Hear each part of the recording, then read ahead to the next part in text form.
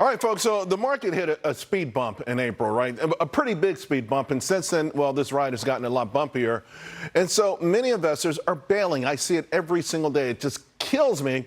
And a lot of times they sell the hottest stocks in the market for a loss. Now, of course, these hot stocks are also high beta stocks, which means if the market's up 1%, they'll be up like 1.5%, 2%, extraordinarily volatile. But at the end of the day, folks, the kind of grand slams people always say, gosh, I wish I owned that stock 5 years ago when I first heard about it. I'd be set. You're right. It could change your life, but it would also have meant that you had to ride the waves. I'm talking often crazy waves.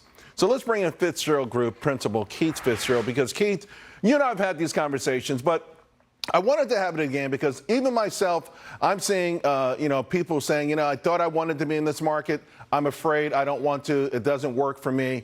And that part frustrates me because we know that these stocks don't go straight up. And often they sell the greatest names out there. You identify these names, and I've watched you. I've watched you ride them up and ride them down and then ride them back up. What makes you hold?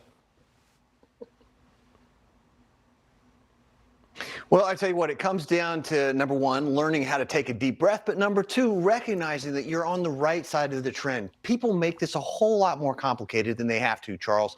If you look at AI, for example, everybody starts nuances of this stock or that stock, but AI itself is the trend. So forget about all the other things that go up and down in the headlines. That is the trend you actually want to watch, and it's totally counterintuitive.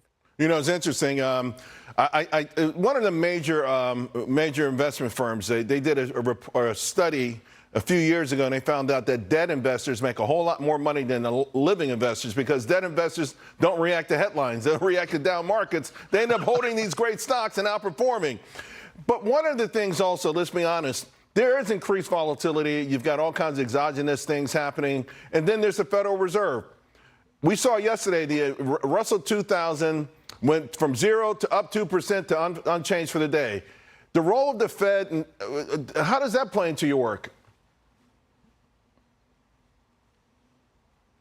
Well, again, the people make this a lot more complicated than it is, right? And the Fed, I think, is really a sideshow at this point. What you want to do is do three things. You want to focus on, are you on the right side of the trend? That means sticking to big names that can change the world that we live in. That's the Apples of the world, where the liquidity is going to concentrate. That's the Nvidias of the world, where companies are going to work. Then you want to take that deep breath. You want to look at your tactics. Do I buy a little or a lot? Most people freak out, Charles, because their emotions get the better of them. And the reason their emotions get the better of them is because they're in over their skis. They've got too much risk on the table. If you get that out of the equation, then it becomes a relatively smooth ride.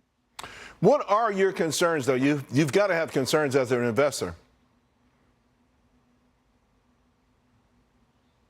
Well, I do. My concerns are, number one, do I have it right? And I wouldn't be very good at my job if I worried. So, people think we wake up in the morning, guys like me wake up in the morning and wonder about how much money we're going to make. I don't. When I open my eyes, the first thing I think about is what's going to cause me to lose money today? And at the end of the day, did I manage to avoid it?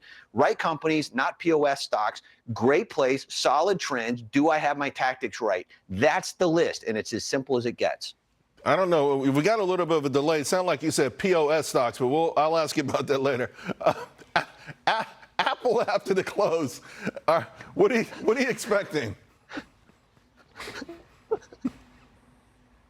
Well, unless Mr. Cook goes crazy pants, that's a stock that we're going to stick with because it's, again, about the much bigger picture. The stock is up 44,000% over the last 20 years. People worry about whether it's going to go down 2 or 3 tomorrow. I'm not even remotely interested in that argument. I think the stock is just getting started, particularly as technology evolves. All right, folks. And I got some thoughts on Apple I'll share later on in the show. Crazy pants wasn't on my checklist, so I'm glad you covered that one. Keith, thank you so much, my friend. We'll talk again real soon. All right, folks. So yesterday, one thing struck me with that press conference with Jay Powell. He was so cool, kind of like Cool Hand Luke, although he was a mixture of Paul Newman and Steve McQueen. However, was he too smart for his own good? Was he too cool? I've got two of the best on the street going to help break all of that down right after this.